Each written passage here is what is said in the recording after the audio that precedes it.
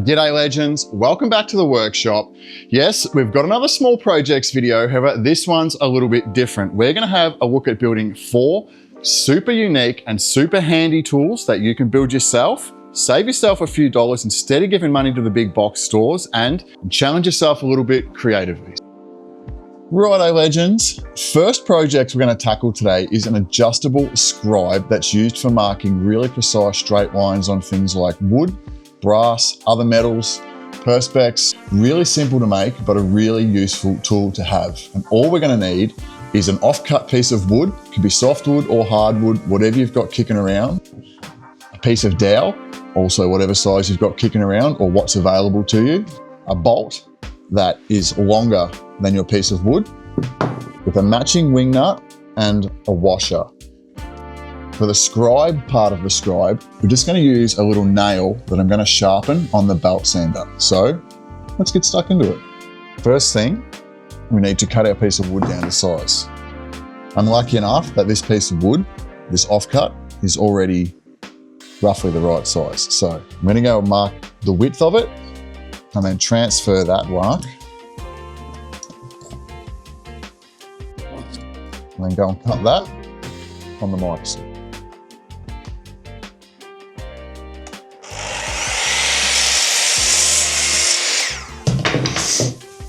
Now, we need to find the center of this piece of wood. So just line up my ruler or square from corner to corner. You have to be exact, close as you can get it. And that will give us the center point of our piece of wood. Next thing we need to do is cut our dowel down to the right size. Doesn't need to be really long, just give yourself enough room for a handle and make sure you've got plenty of room for your block to slide up and down. Next, we need to work out the thickness of our dowel, and that will tell me that this is 16.04 millimeters, 16 millimeters. Now, it's probably going to be a bit tight, so I'll drill the hole, we'll do a test fit, but we might need to sand both the dowel and the inside of the hole.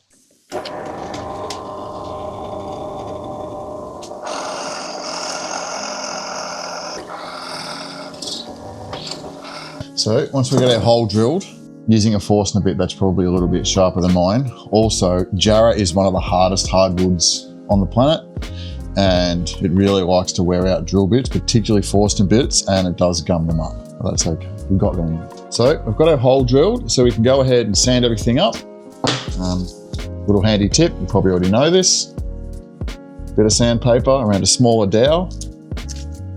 You just use that in your hole to take any burrs and just get everything nice and smooth.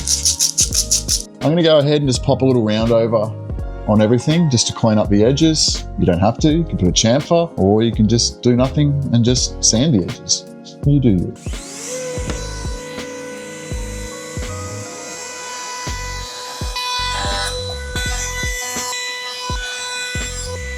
So now we've got our center hole drilled, we've got it all cleaned up, looking nice.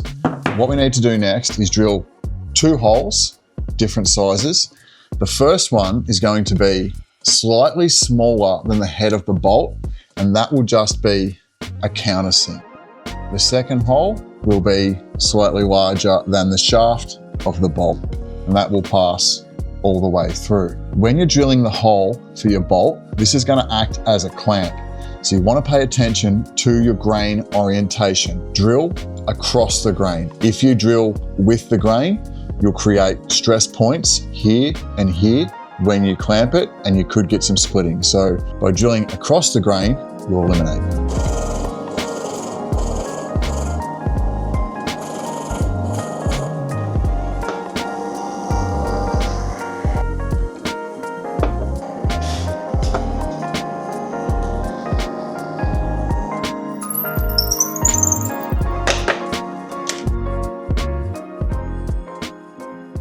Now we've got our hole done, we need to open this up so it can actually clamp. Make sure you mark your line on the right side.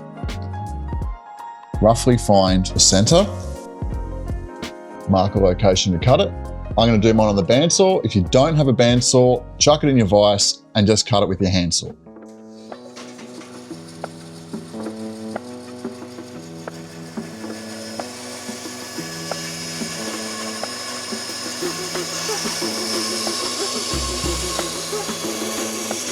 When you're done, you should end up with something that resembles that. So now we can go ahead, put our bolt in. I like to stick something in there just to take some of the flex when you're bolting that bolt in. You don't want to open up a crack here. So the only thing left to do is sharpen our nail and put a little hole through the end of the dowel for the nail to go through. And this will be what creates our mark or our scribe when we're marking out line.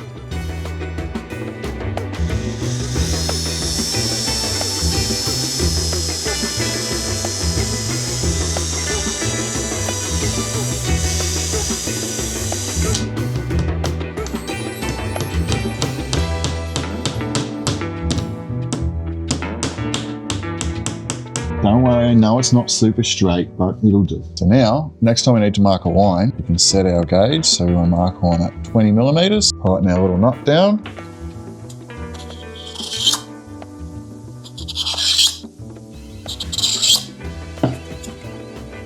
Simple little scribe, super fun project, really handy tool to have in the workshop. Only cost a couple of bucks on hardware to make. Offcuts were laying around, a nail, a bolt, a wing nut. And that's it. Let's get on to the next one. Next project we're going to make is a mallet. I'm not talking about a big old Thor's hammer. We're not going around smacking the crap out of everything and thwacking everything. What we're going to make is a chiseling mallet. And to do that, we're going to use some offcuts of jarrah, a piece of dowel for the handle, and some smaller dowel to use as pins. So I'm going to go ahead, mill these pieces up, and we'll get our glue up done for the head of the hammer.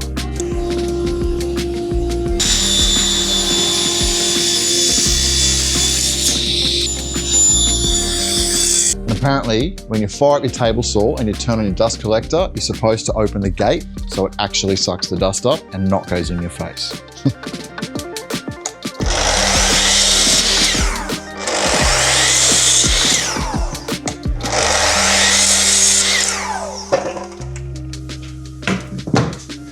So we've got our pieces cut. Now we can glue them up.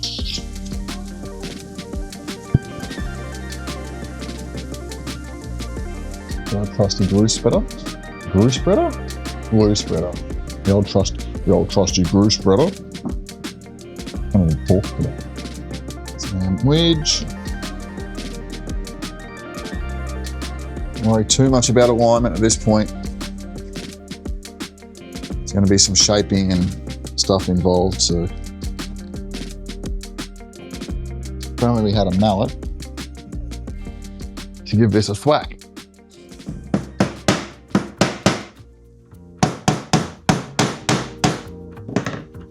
Cool. We'll leave that for like half an hour, and we'll come back and chop it up. So I'm going to go and set my miter saw at 15 degrees.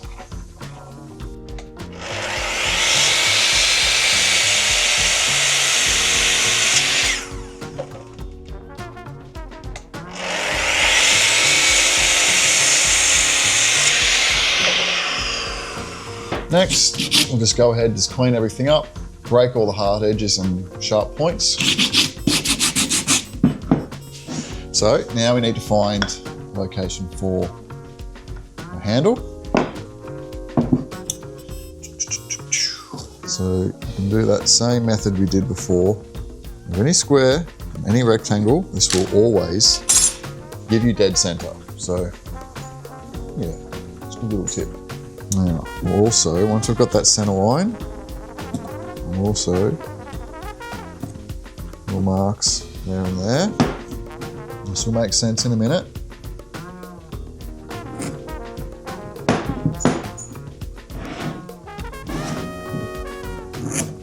Transfer that line to the sides because we're going to put some dowels through the sides. But for now, let's drill our handle hole. Now, before I go, just go and throw this up in the drill press like an absolute madman and injure myself.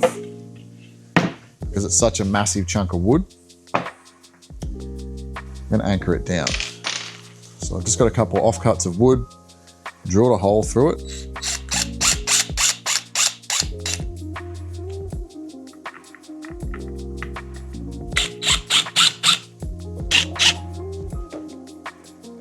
The last thing I think any of us want to see happen is this chunk of wood come flying out and mess me up.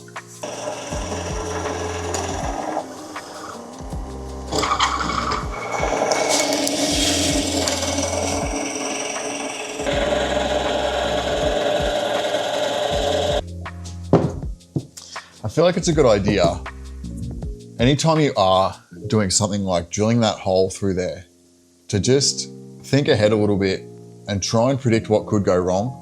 I know I do some sketchy things sometimes and I don't claim to be the safest woodworker in the world, but kind of know your limits, and a lot of it will come with experience, you know. You'll get comfortable, sometimes you get too comfortable, and that's when you get hurt. So it's good to know when to be able to predict when things might go wrong. Like that piece of wood, there's no way I'd ever try and drill a hole through something like that by holding onto it. Guaranteed, with that amount of heat and that amount of wood shavings and just a hole that size, a piece like that is no way you can hold onto it. That is 100% gonna grab and spin in the chuck. And if that spins and cracks you in the knuckle, it could break your thumb. Yeah, it could do a lot of damage to you. So just, yeah, take your time.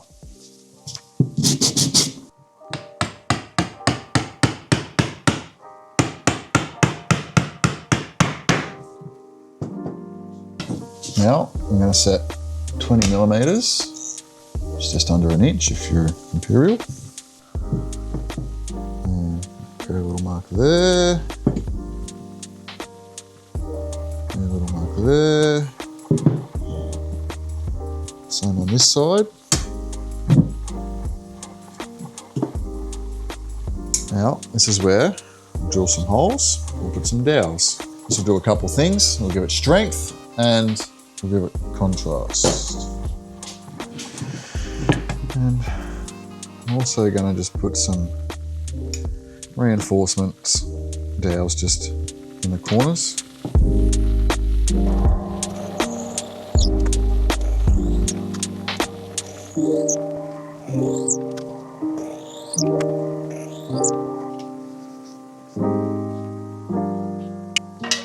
Now we'll take our corresponding size dowel. We've got some dowels.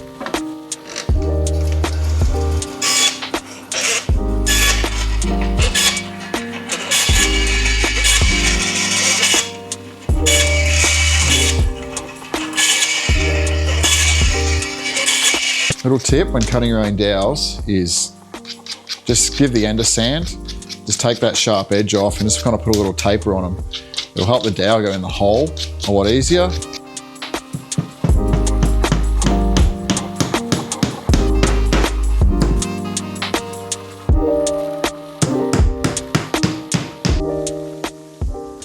Hi. You want to help?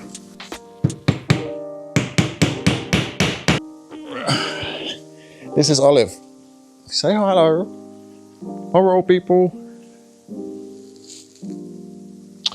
Olive has just turned 6 months old. And yes, if you're wondering, she is a rat bag. Before I go and put the dowels in on this side, I'm going to trim the dowels on this side.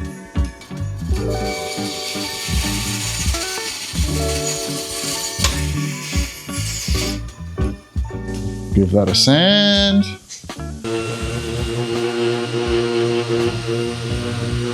There you have it. A little coat of orange oil, but doing nothing would be absolutely fine.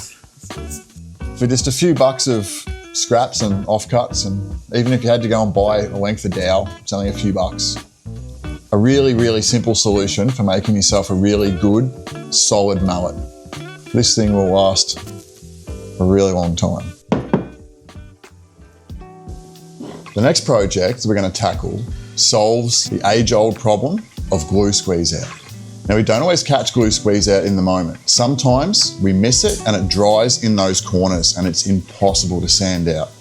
I'm going to make a little glue scraper, a corner scraper, out of one of these little carbide inserts, these little blades that go into something like a thicknesser or a planer. The only other thing you'll need is a screw and a piece of wood. So I'm just going to draw out a really simple design that I think will work well. So this will be the area that we'll keep. So I'm going to go ahead on the bandsaw and cut that out.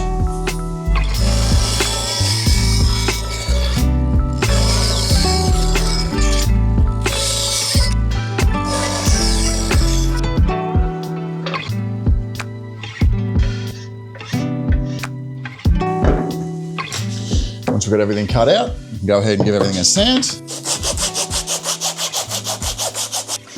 Now, next thing I want to do is taper this in. This is too wide for the carbide scraper. I want to be able to use it in that orientation and that orientation if I need to get into corners. Taper it in and then cut it on the bandsaw.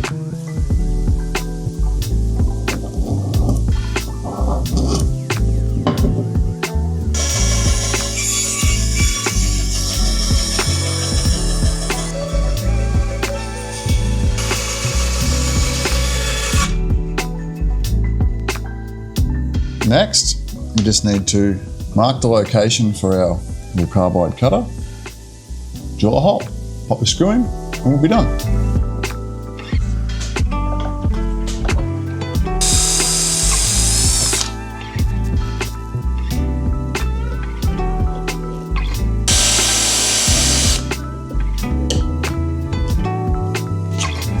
So, I'm pretty happy with how that came out, although the timber does protrude a bit on the sides, so I might just pop that cutter out and just go and round that over on the sander.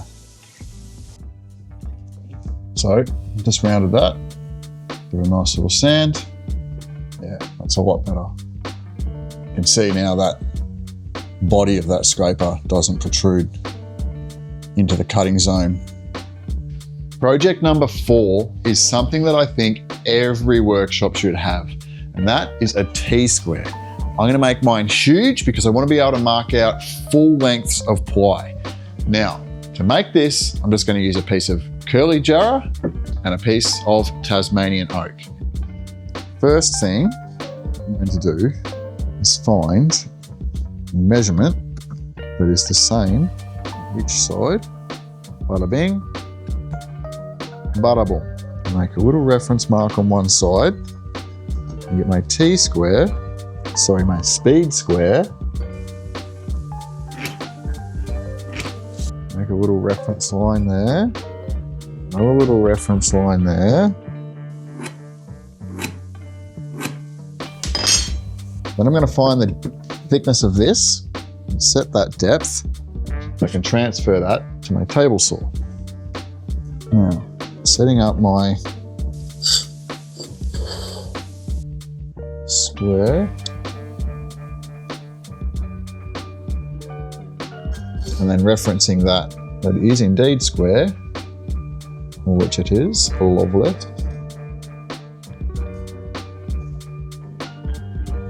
And then setting my blade height.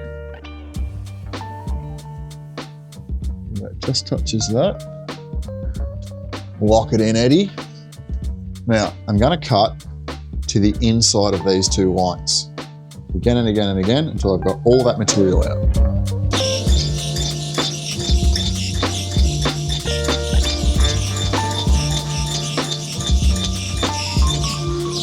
Now I'm just going to dress everything up and just put a few chamfers on.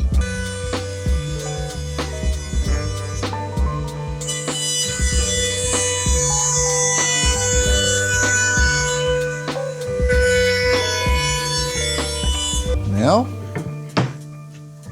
a little bit of glue.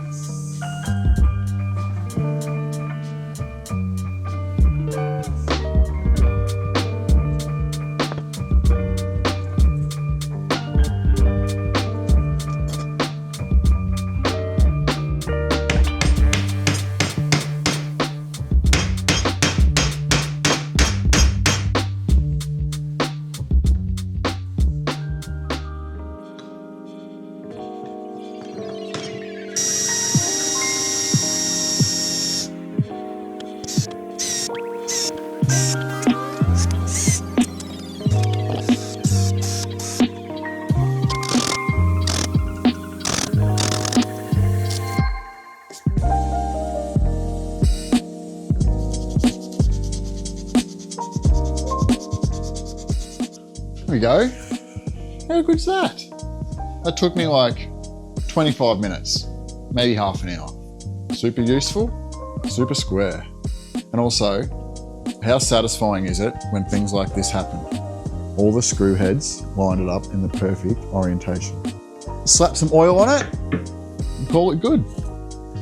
And that's the end of this video, guys. I hope you found some use in all these little tools. Hopefully save you guys a couple of bucks. I think it's just nice to build your own stuff rather than going out and giving money to big companies and big box stores just for very simple tools. I think there's something really rewarding in just getting in the workshop, making your own tools. That's a really good way to think outside the box and push yourself a little bit creatively too. I hope you enjoyed the video. I had a lot of fun making it. I'll catch you in the next one, legends. Peace.